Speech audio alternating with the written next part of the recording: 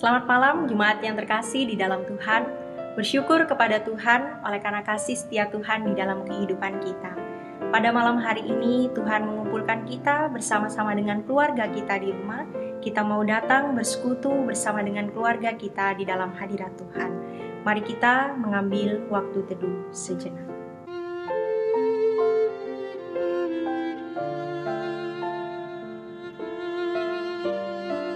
Ya Tuhan, Allah Bapa kami yang bertata di dalam kerajaan surga, kami mengucap syukur kepadamu ya Tuhan, oleh karena kasih Tuhan yang besar kepada setiap kami. Pada malam hari ini Tuhan, kami datang dengan segala kerendahan hati kami berkumpul dengan keluarga kami ya Tuhan, untuk datang bersekutu di hadapan Tuhan.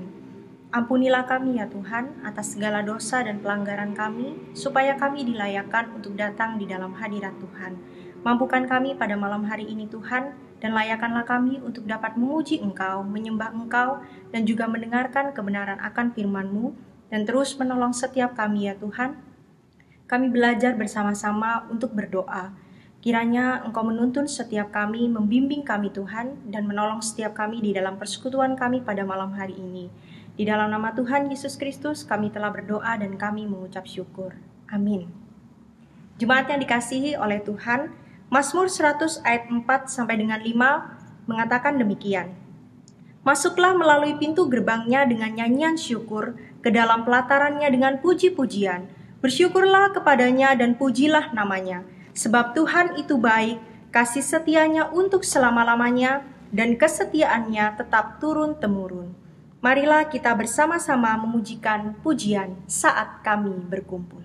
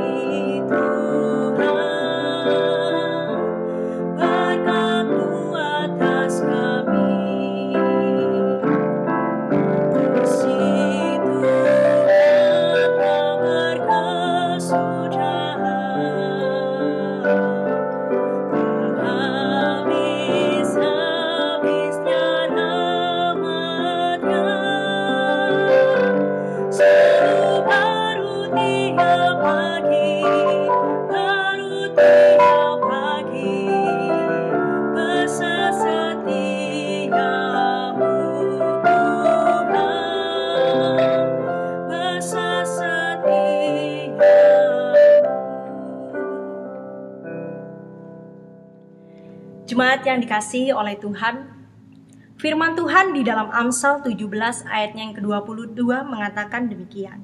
Hati yang gembira adalah obat yang manjur, tetapi semangat yang patah mengeringkan tulang.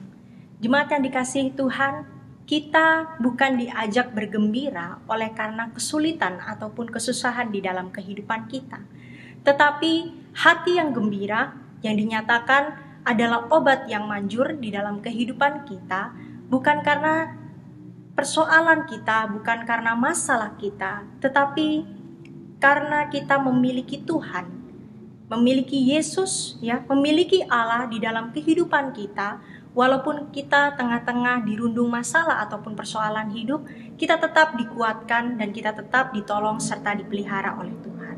Mari bersama-sama dengan hati yang gembira, Bapak Ibu sekalian, kita akan memujikan pujian yang sangat indah, pujian yang tentunya akan memberikan kepada kita kekuatan dan semangat untuk menjalani kehidupan kita. Hati yang gembira adalah obat.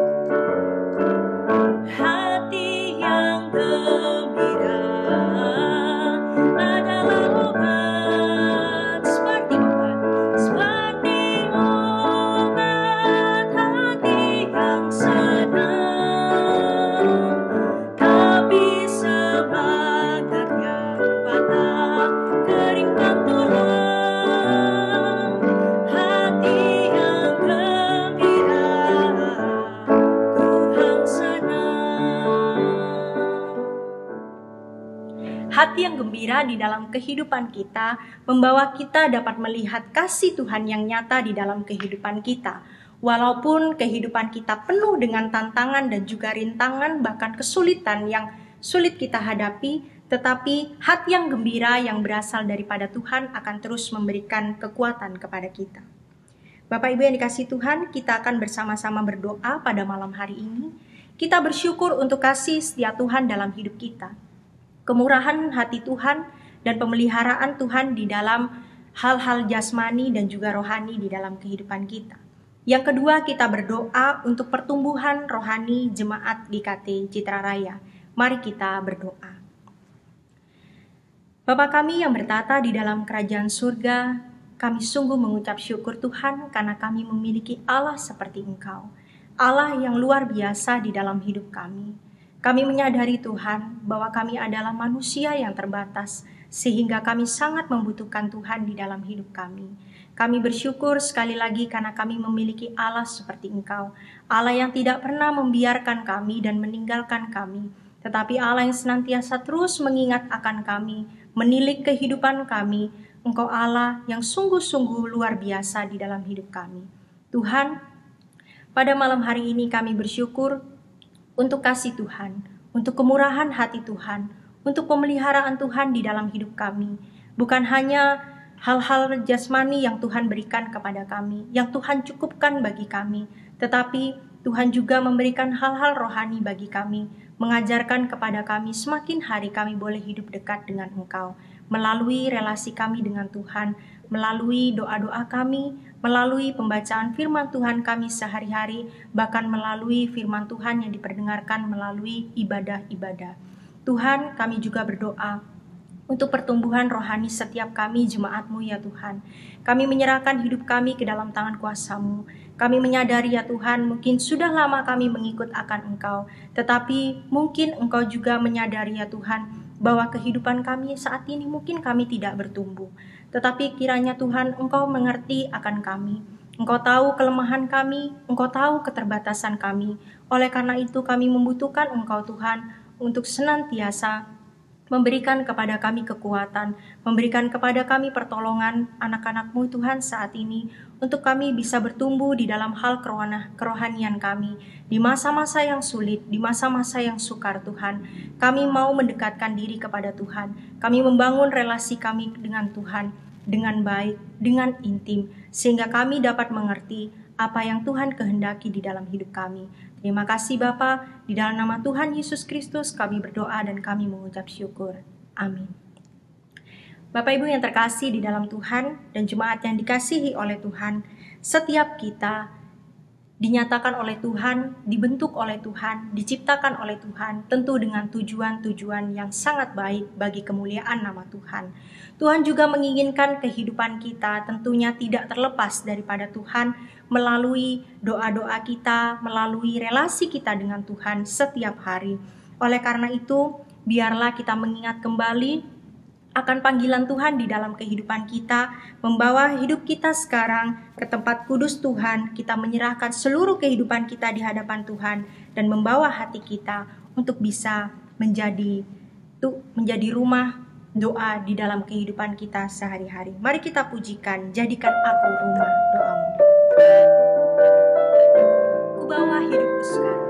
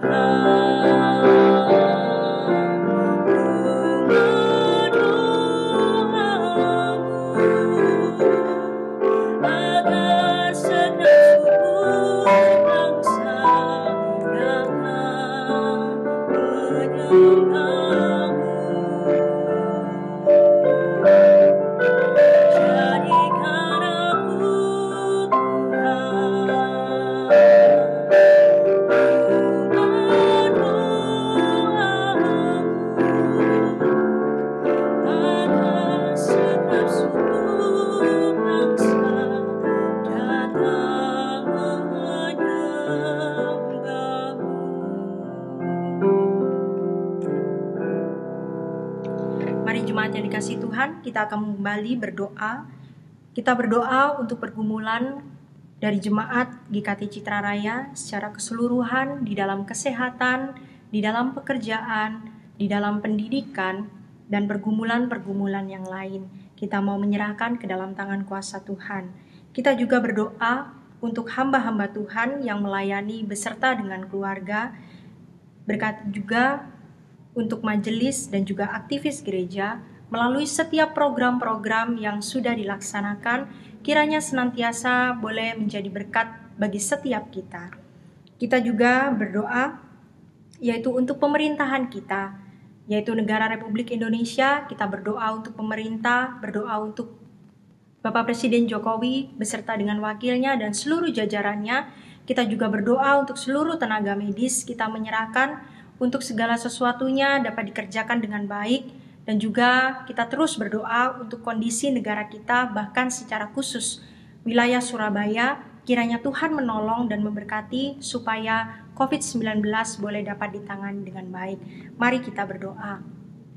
Tuhan Allah Bapa kami yang bertata di dalam kerajaan surga, pada malam hari ini Tuhan, kembali kami juga datang kepada Tuhan. Kami berdoa kepadamu ya Tuhan secara khusus, yaitu untuk hamba-hamba Tuhan yang senantiasa melayani di tempat ini. Kami bersyukur ketika Engkau memanggil hamba-hambamu ya Tuhan untuk dapat melayani Engkau, bahkan melayani umat-Mu di GKT Citra Raya ini. Kiranya Tuhan memberkati kehidupan mereka beserta dengan keluarganya. Tuhan tolong di dalam setiap program, di dalam setiap ibadah, di dalam setiap pembelajaran Alkitab yang boleh diberikan, yang boleh dilakukan, yang boleh dikerjakan selama ini ya Tuhan, boleh menjadi berkat. Dan kiranya senantiasa boleh berkenan di hadapan Tuhan, sehingga dapat menolong setiap kami ya Tuhan, umat-Mu ya Bapa, jemaat-Mu ya Tuhan, untuk kami terus bertumbuh di dalam kehidupan kami, mengarah kepada Tuhan. Tuhan, kami juga berdoa untuk setiap pergumulan-pergumulan jemaat Tuhan di dalam kesehatan. Tuhan, kami berdoa, biarlah senantiasa di tengah-tengah mungkin kesehatan yang kurang baik, kelemahan di dalam tubuh, kiranya Tuhan Engkau menolong. Tidak ada putus asa Tuhan, tetapi semakin memberikan diri ini bersandar kepada Tuhan, semakin mengingat Tuhan di tengah-tengah keadaan dan kondisi yang sulit ketika tubuh ini tidak berdaya. Tuhan juga memberkati untuk setiap jemaat Tuhan yang mengalami pergumulan di dalam pekerjaan. Tuhan, Engkau menilik dan menolong setiap mereka. Mungkin saat ini Tuhan ada kekhawatiran yang besar, ada ketakutan yang besar di dalam setiap hati jemaat Tuhan. Tetapi biarlah dengan kasih Tuhan yang nyata memberikan kekuatan kepada setiap kami akan jemaat-Mu ya Tuhan, untuk tetap memiliki pengharapan yang besar kepada Tuhan, bahwa Tuhan senantiasa menolong kehidupan kami semua. Kami juga berdoa ya Tuhan untuk pendidikan anak-anak. Kiranya Engkau menolong ya Tuhan di tengah-tengah situasi kondisi mereka saat ini yang harus belajar di rumah, baik mereka dari kalangan SD, SMP, ataupun SMA, bahkan mereka yang berkuliah. Tuhan menolong mereka. Kami sadar Tuhan mungkin ada kebosanan, mungkin ada kejenuhan, tetapi biarlah Tuhan Engkau memberikan pertolongan kepada anak-anak-Mu dapat mengikuti sekolah online dengan baik. Mereka pun tetap mendapatkan berkat-berkat dari setiap kelas yang harus mereka ikuti, bahkan terus menolong kehidupan kami semua Tuhan, di tengah-tengah kesulitan yang sedang kami hadapi Tuhan. Kami tidak melupakan Tuhan, melainkan kami terus mengingat akan Tuhan, dan kami mau semakin mendekatkan diri kepada Tuhan. Kami juga berdoa pada malam hari ini untuk pemerintahan kami Tuhan, secara khusus negara kami Indonesia ke dalam tangan kuasa-Mu. Engkau berkati untuk pemerintahan Bapak Jokowi beserta dengan wakil dan seluruh jajarannya, bahkan pemerintah-pemerintah daerah, dan terlebih khusus lagi untuk wilayah Surabaya. Tuhan, Engkau tahu dan Engkau mengerti segala situasi dan kondisi yang ada. Kiranya Tuhan, kami sungguh berpegang teguh hanya kepada Tuhan saja. Engkau yang memampukan setiap kami ya Tuhan, untuk kami menyadarkan diri kami Tuhan, betapa pentingnya kami mengikuti setiap aturan pemerintah dengan baik, mentaati setiap aturan pemerintah yang ada Tuhan, untuk juga membantu dan memberikan kontribusi terbaik bagi negara kami ini supaya COVID-19 ini boleh tertangani dengan baik.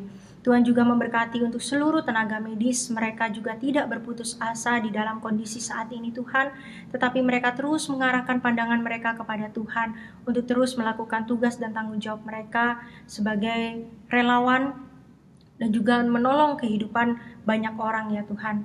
Kiranya Engkau memberkati kami semua ya Tuhan. Kami sungguh menyerahkan setiap pokok-pokok doa kami ini ke dalam tangan kuasa-Mu. Biarlah nama Tuhan yang dipermuliakan. Di dalam nama Tuhan Yesus Kristus kami berdoa dan kami bersyukur. Amin. Jemaat yang terkasih di dalam Tuhan, sebentar lagi kita akan bersama-sama mendengarkan kebenaran akan firman Tuhan yang akan disampaikan oleh Pendeta Emil John Suot. Kita akan bersama-sama memujikan satu pujian, Firman-Mu pelita bagi kaki.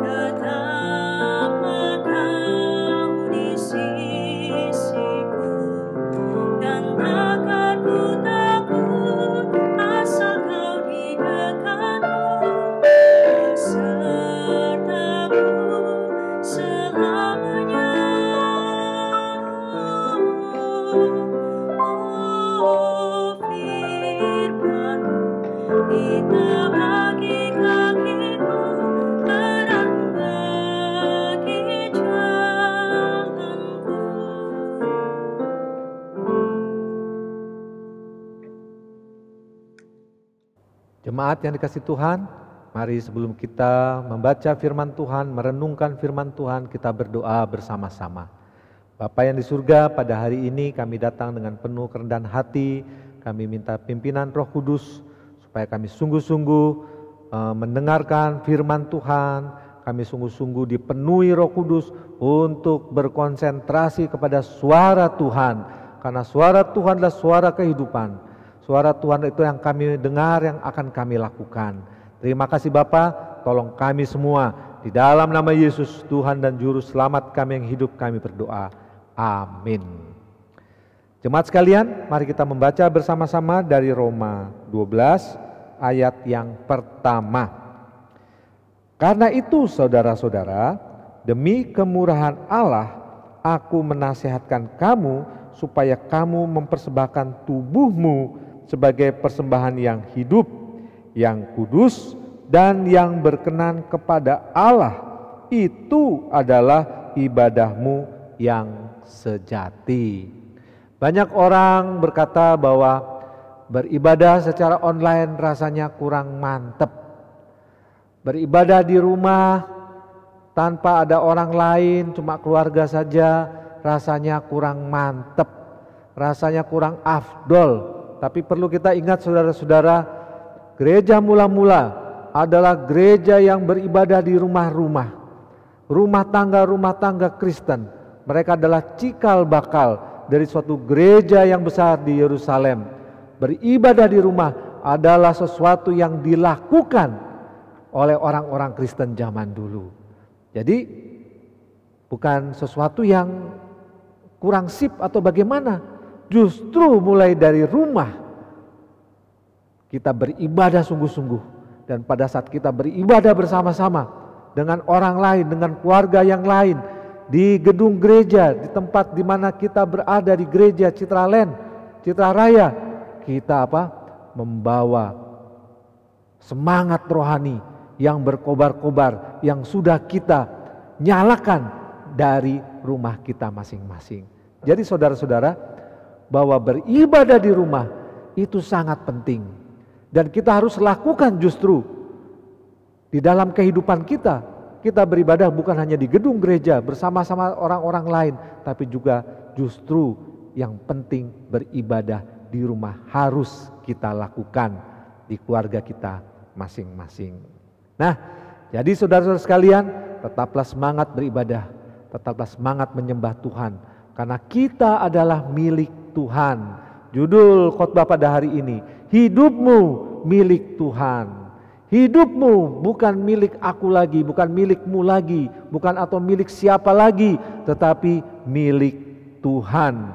Orang yang sudah ditebus dari dosa, dari kematian, dari iblis, sekarang adalah milik Tuhan. Nah ini saudara-saudara ya, kalau kita pelajari kitab Roma itu adalah surat yang dikirim Paulus kepada jemaat di Roma. Jemaat di Roma itu campuran saudara-saudara. Ada orang Kristen yang berlatar belakang Yahudi, tapi juga ada orang Kristen yang berlatar belakang non-Yahudi. Jadi ada dua budaya, ada dua latar belakang setidak-tidaknya, Yahudi dan non-Yahudi. Orang Yahudi sangat menekankan hukum Taurat. Mereka terima Kristen, tapi mereka masih menekankan hukum Taurat. Dan dijelaskan oleh Paulus bahwa hukum Taurat sudah digenapi oleh Tuhan Yesus. Karena tidak ada seorang pun yang bisa menggenapi hukum Taurat kecuali Tuhan Yesus. Oleh karena itu, di dalam Yesuslah kita beribadah. Di dalam Yesuslah kita sungguh-sungguh menyembah Allah Bapa. Ya, bukan berarti hukum Taurat nggak berlaku, saudara-saudara. Ada yang masih berlaku, ya. Hukum Taurat itu ada 3. Yang pertama hukum ritual, ya. Hukum ritual itu mempersembahkan korban, ya, kambing, domba, sapi dipersembahkan, dipotong, dipersembahkan, itu hukum-hukum ritual. Nah, tapi juga ada yang namanya hukum sipil, hukum kemasyarakatan.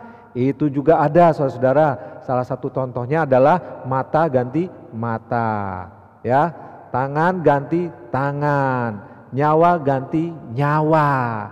Nah, hukum ritual, hukum sipil yang seperti itu sudah tidak berlaku lagi. Tetapi ada satu lagi, hukum moral.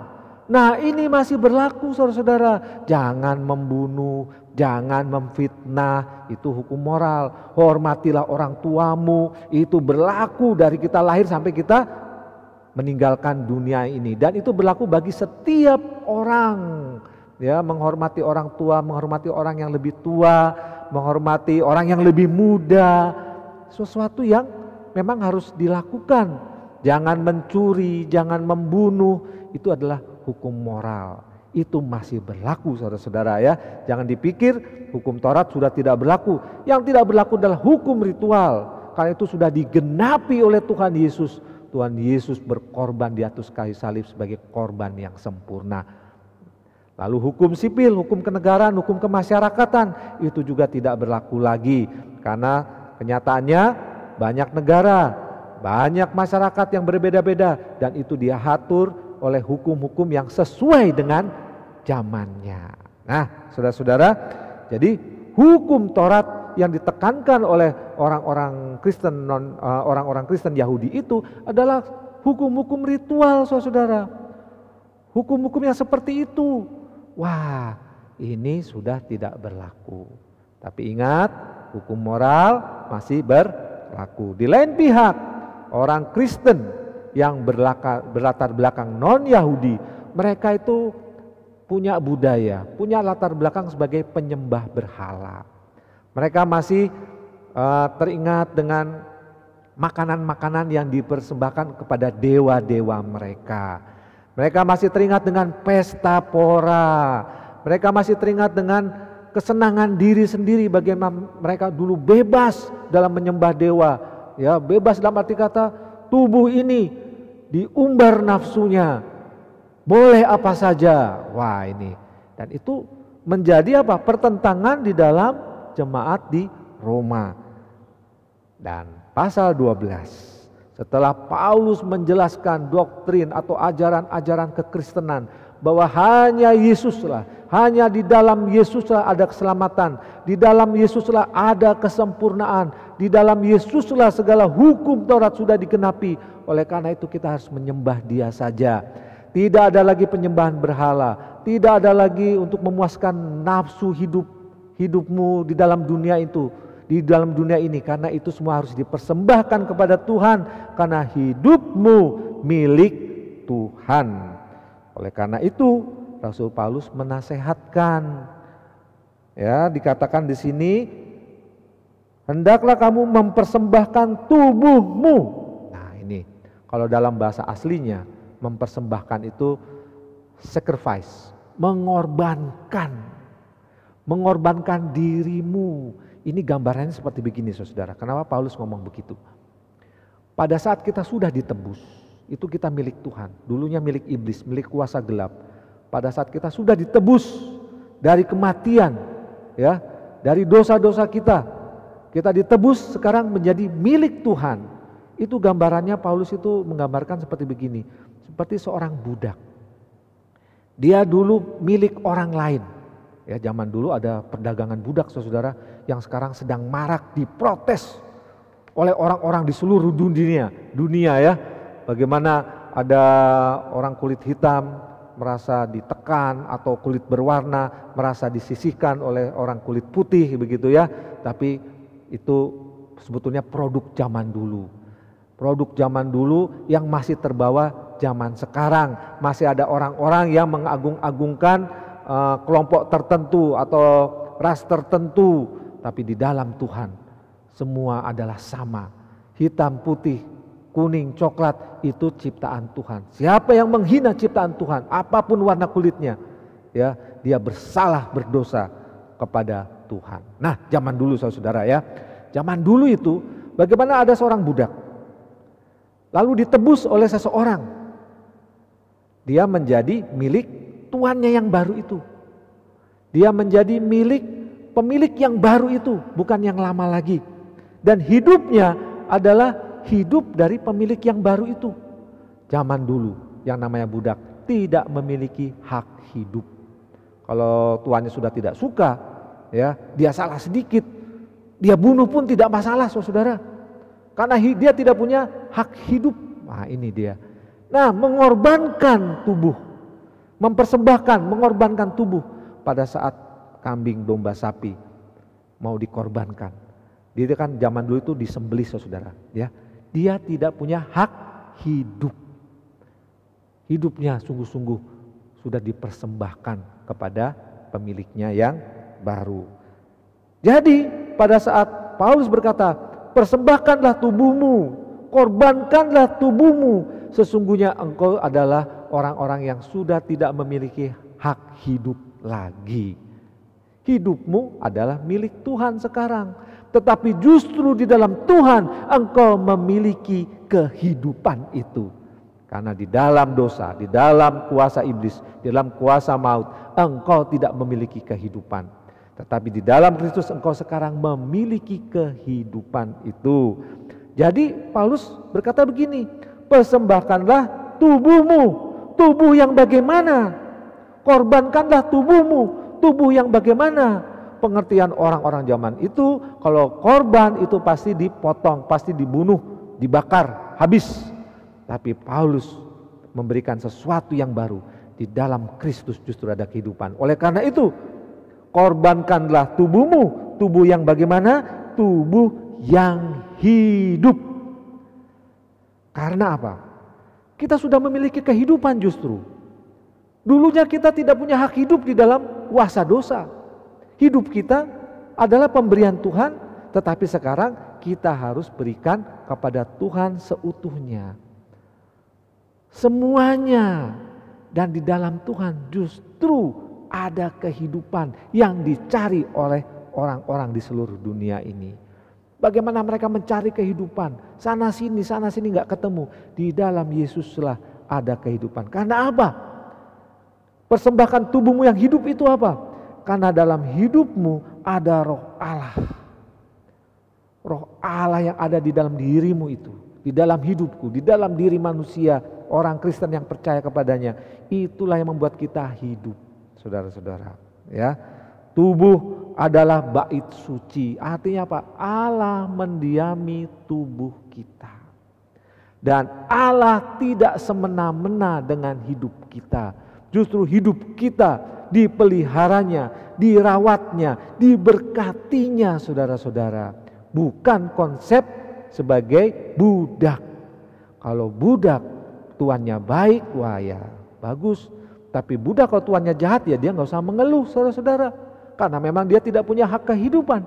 Tapi Bapa di surga adalah pemilik kehidupan kita. Dia akan memberi kita kehidupan yang seutuhnya. Bukan hanya hidup di dunia saja, tapi juga hidup yang kekal di surga. Roh Allah ada di dalam hidupmu, ada di dalam tubuhmu, saudara-saudara. Engkau adalah bait suci, Allah berdiam. Orang Israel, mereka sangat rindu untuk datang kepada rumah Allah, bait suci di Yerusalem.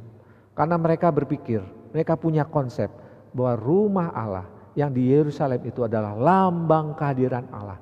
Allah ada di sana. Mereka berduyun-duyun datang ke sana. Mereka datang dengan penuh sukacita. Karena apa? Mau bertemu dengan Allah di sana.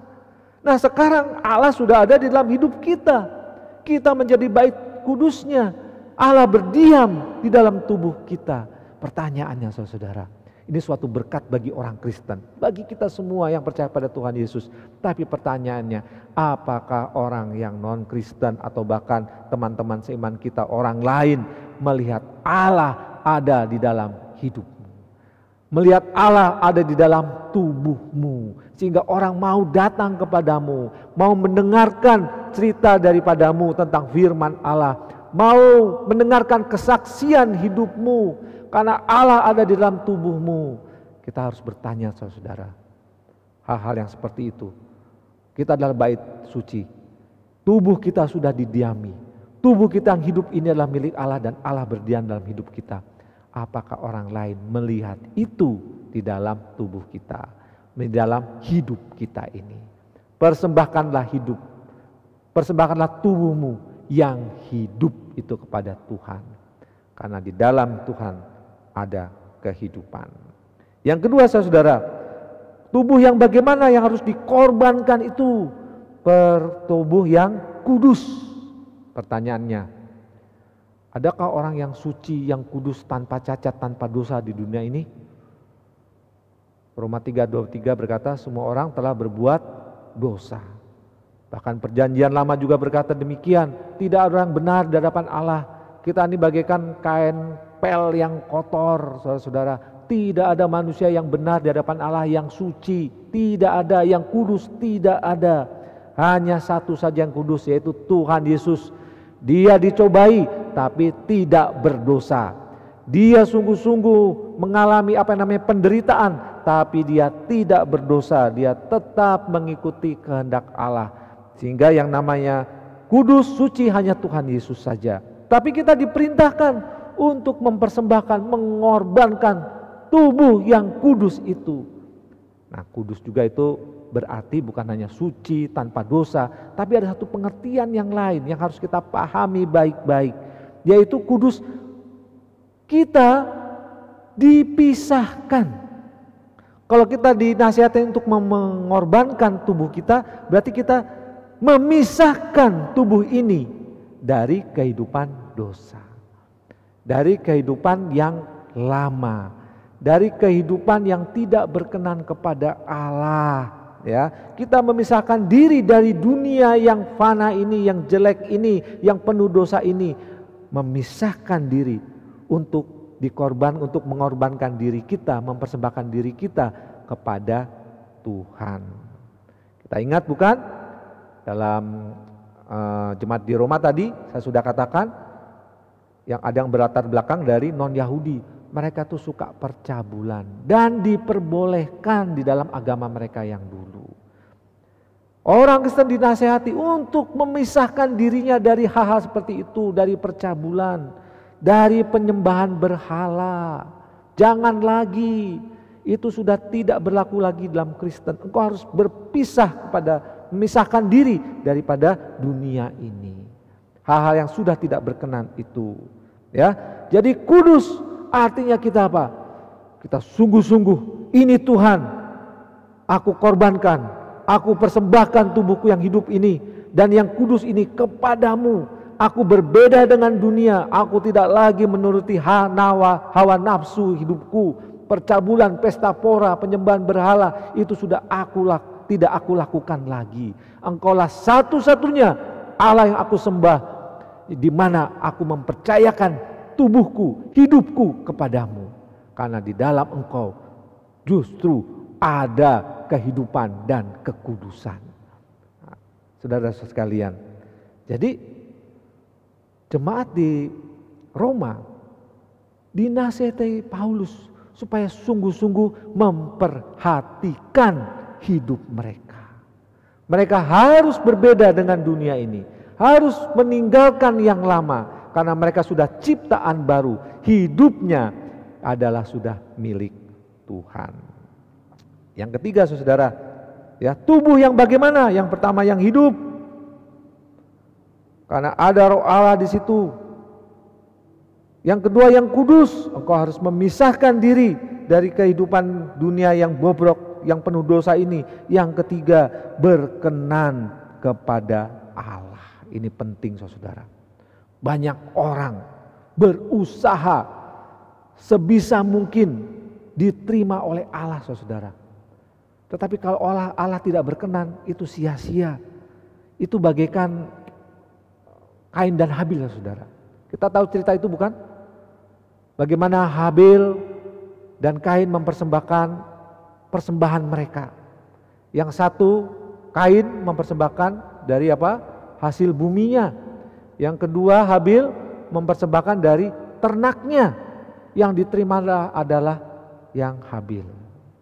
Pertanyaannya, ya, apakah Kain itu mempersembahkan asal-asalan? Tidak dicatat dalam Alkitab. Kain mempersembahkan asal-asalan sehingga tidak terima. Enggak, saudara. Enggak tercatat. Pokoknya Kain mempersembahkan hasil bumi dan Tuhan tidak terima. Yang satu mempersembahkan kambing dombanya dari ternaknya dan Tuhan terima. Ya. Mungkin dua-duanya memberikan yang terbaik. Mungkin dua-duanya mempersembahkan yang terindah, yang terbaik yang mereka miliki. Tapi Tuhan berkenan kepada Habil yang mempersembahkan dari hasil ternaknya. Ya, tafsirannya macam-macam. Ya, tafsirannya macam-macam, pendapat para ahli macam-macam. Kenapa si Kain tidak diterima sedangkan di Habil diterima? Mungkin saja mereka mempersembahkan yang terbaik. Kenapa? Ya. Tetapi korban persembahan kambing domba itu adalah gambaran dari apa? Dari penghapusan dosa. Harus ada yang tercurah. Bagaimana Adam mula-mula berdosa, lalu dia memakai pohon daun ya untuk menutupi auratnya, lalu Tuhan menggantikannya itu dengan kulit binatang. Ada dipotong binatang, tercurah darah untuk menutupi aib. Dan hal itu diturunkan terus kepada manusia. Mungkin saja ya, cerita ini sudah diturunkan kepada Kain dan Habil. Habil menuruti tentang aturan ini, tentang korban-korban itu dari binatang. Tapi mungkin Kain bereksperimen. Masa sih harus dari binatang yang dikorbankan? Ya aku kan juga mempersembahkan yang terbaik dari hasil bumiku. Nah ini masalah saudara ya, sepertinya dia memberikan yang terbaik tapi mau-maunya sendiri. Hati-hati, kalau Tuhan tidak berkenan ya Tuhan tidak terima. Sering kita memberikan ini Tuhan yang terbaik, yang dariku. Tetapi itu mau-maumu sendiri, bukan kehendak Allah. Yes, mungkin kamu memberikan tenagamu yang terbaik ya.